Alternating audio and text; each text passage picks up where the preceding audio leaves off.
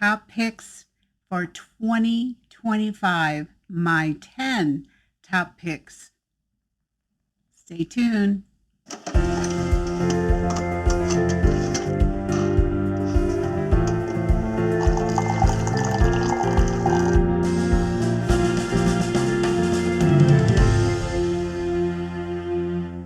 Keep reading.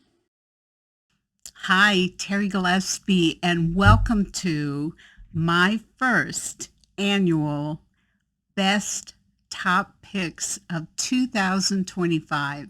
So these are books that I've read in 2025, and I read almost 60 books. So this is like the cream of the crops, and like the books I read were amazing. So it was really difficult to choose the books that I did, but they rose to the top. So now my prerequisite was that they had to be published in 2025, except for one. I made one exception, and that was something that was written in 2018.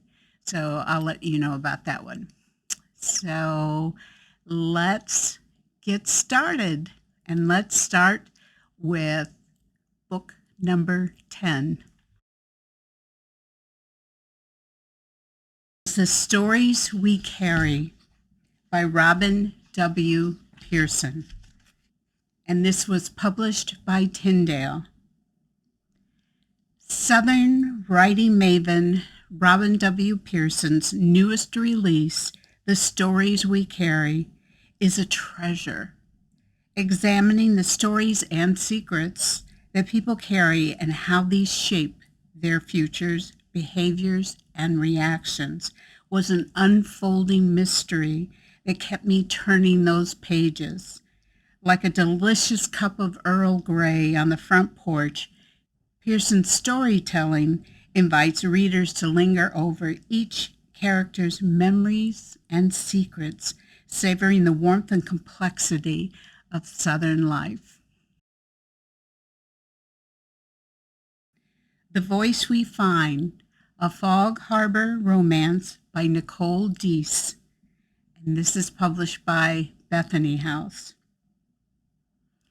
What happens when no one listens or sees the painful reality around us? How do we find our voice when others seek to squash it? When metaphorical, spiritual, and actual oppression curdles hope and stifles the life of our dreams. Nicole Deese's latest and last book in the Fog Harbor romance series, The Voice We Find, is a treasure. Complex and insightful contemporary romance with characters as real as your neighbors, perhaps someone you might know who needs to be heard. Another powerful winner. The Collector of Burned Books by Roseanna M. White, published by Tyndale Publishing. This book is such a remarkable book, so many layers. Roseanna M. White's latest release, The Collector of Burned Books, affords a thoughtful reader so much. Yes, it is historical romance set in Paris during the Nazi occupation. Yes, it delivered little-known facts about Nazi infiltration of books banned by Hitler's toadies, but it was even more. The Atlas of Untold Stories by Sara Brunsvold, published by Revell. Road trip! And what a journey it is. Sara Brunsvold is now one of my favorite authors because she can take the ordinary and turn it into a thoughtful, fun, and inspiring tale of family dynamics. The Atlas of Untold Stories is a clever jaunt to explore a mother and her two daughters' dysfunctional relationships. And haven't we all been there? Even if the reader hasn't experienced the heartbreak of broken bonds or disappointing expectations, this story will touch the heart. The Bitter End Birding Society by Amanda Cox, published by Revell. I couldn't wait for this book. Amanda Cox's latest release, The Bitter End Birding Society, delivers a story with profound emotional depth, a dual timeline set in the rugged mountains of Tennessee. It is the unlikely love story of a preacher's son and a moonshiner's daughter, and the healing story of a reluctant hero. Her beautiful prose brings the rugged Tennessee mountains to life, while her unique characters, such as the conflicted preacher's son and the resilient moonshiner's daughter, linger in the reader's mind long after the final page. The Light on Horn Island by Valerie Fraser Luesse. This is published by Revell. Oh my goodness, what a treasure. Valerie Fraser Luesse's latest release, The Light on Horn Mountain, is one of my shortlists for best books, and obviously it made it to the top 10. A woman's contemporary romance with a delightful community of women and a lovely, spiritually satisfying story. It's very difficult to try to explain this book. It feels like a fairy tale, but you want it to be real. The Sands of Sea Blue Beach by Rachel Hauk, published by Bethany House.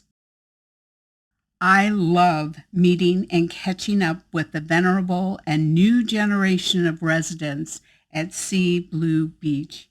Rachel Hauk's latest foray into the enchanting town finds the citizens battling a division between maintaining the royal and spiritual history and developing a more progressive Sea Blue Beach.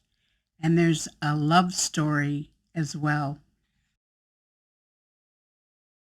What the River Keeps by Cheryl Gray Bostrom, published by Tyndale. I was looking forward to Cheryl Gray Bostrom's latest release, What the River Keeps, and goodness, I was not disappointed. With her vivid descriptions and unique plots and characters, I was engaged with the first paragraph. This book has a strong mystery thread that I loved, with a surprising ending and a love story that was romantic and healing. Cheryl digs deep into the human story and mines true treasures. This Promised Land by Cathy Gohlke, published by Tyndale. A fresh take on the prodigal story, Cathy Gohlke's latest release, This Promised Land, gives us a multi-dimensional story of how hope can grow after dreams are crushed and uprooted. When one believes that gray happiness is the only contentment, or that pervasive resignation we carry, which says it's too late to truly begin again after poor decisions. Cathy doesn't shy away from the difficult questions and confrontations, yet gives us an exquisitely written message of faith with even a bit of whimsy.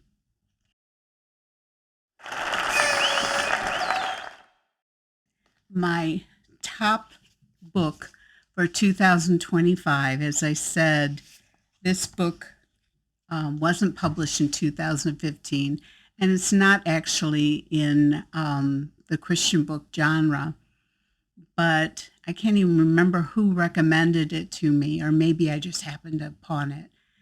But it is a powerful story, and it's called The Tattooist of Auschwitz by Heather Morris, and it's published by HarperCollins, and as I said, in 2018. A novel pulled from the heart, soul, and memories of an actual tattooist of Auschwitz and Birkenau concentration camps. Heather Morris writes in the voice of the late Lael Solokoff, an extraordinary and gripping journey of a man who descends into the pits of inhumanity and struggles to keep his own humanity and grips an impossible love. Tattooist of Auschwitz is like no other Holocaust story I've ever read, and you know I've read a lot.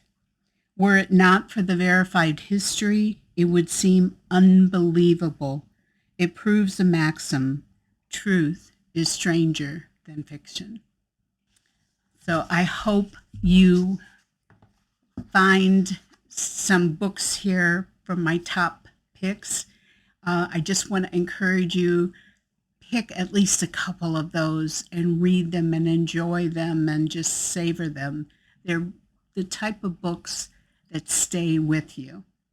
Thank you so much for being a part of my reading journey and my writing journey and my interviewing journey. And I pray that your 2026 is blessed beyond measure. Thanks again. I'll see you next month for January's top picks. In the meantime, God bless and keep reading.